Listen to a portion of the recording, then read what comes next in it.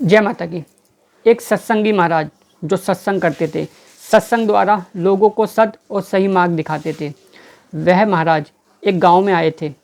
अगले दिन उनका सत्संग था। उसी सत्संग के बारे में अपने चेले और अपनी मंडली के साथ में विचार विमर्श कर रहे थे कि अगले दिन का सत्संग का आयोजन कैसे करना है।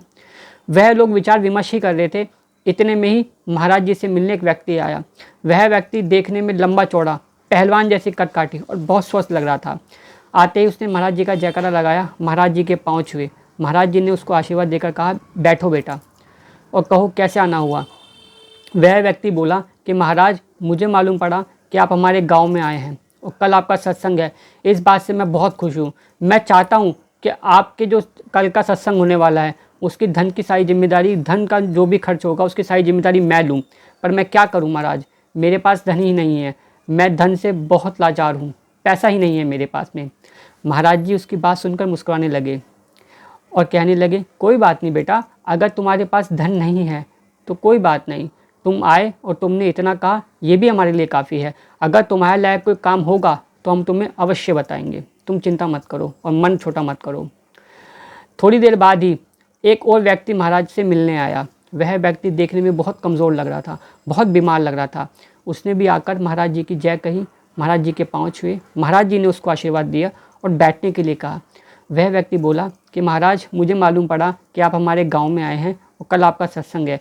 इससे मैं बहुत खुश हूँ। मैं ये चाहता हूँ कि कल के सत्संग की सारी भागदौड़ मैं करूँ, पर मैं क्या करूँ महाराज, मैं शरीर से इतना कमज़ोर हूँ, इतना बीमार रहता हूँ कि मैं भागदौड़ कर ही नहीं सकता।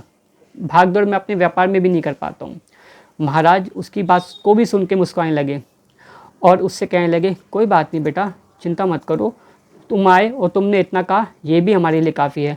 अगर तुम्हारे लायक कोई काम होगा तो हम तुमको अवश्य बताएंगे। दोनों की बात सुनकर जो महाराज मुस्कुरा रहे थे, उनकी मुस्कुराहट को महाराज के एक चेले ने ध्यान दिया और उन दोनों के जाने के बाद उस चेले ने महाराज से पूछा कि महाराज, मेरे मन में एक बात है, कृपया उसका समाधान करें। महाराज ने कहा, बोलो बेटा, क्या बात है। उस चेले ने कहा, महाराज, दोनों की बात सुनकर आप मुस्कुरा रहे थे, इसका क्या रहस्य है।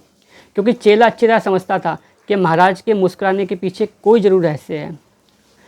तो महाराज ने उस चेले को समझाते हुए कहा, देखो बेटा, मेरे पास में जो पहला व्यक्ति आया था वह शरीर से बहुत हष्ट-पुष्ट था, बहुत ताकतवर था, बहुत लंबी चौड़ी काठी वाला था और उसने कहा कि मेरे पास धन नहीं है और मैं आपके सत्संग के चाहता हूँ कि सारा धन खर्च करूँ, पर धन नहीं है।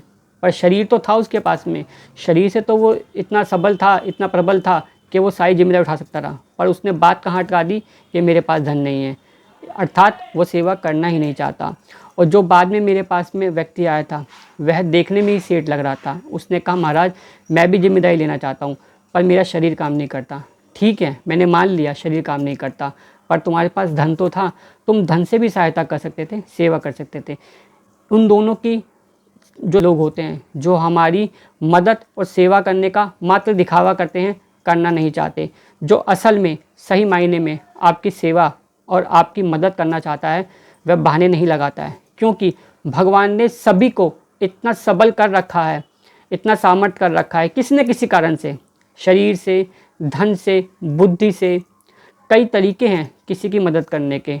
बस बात यह है कि आपके मन में किसी की मदद करने की इच्छा होनी चाहिए। जिसकी इच्छा होती है वह मदद अवश्य करता है। जय श्री कृष्ण, जय श्री राम।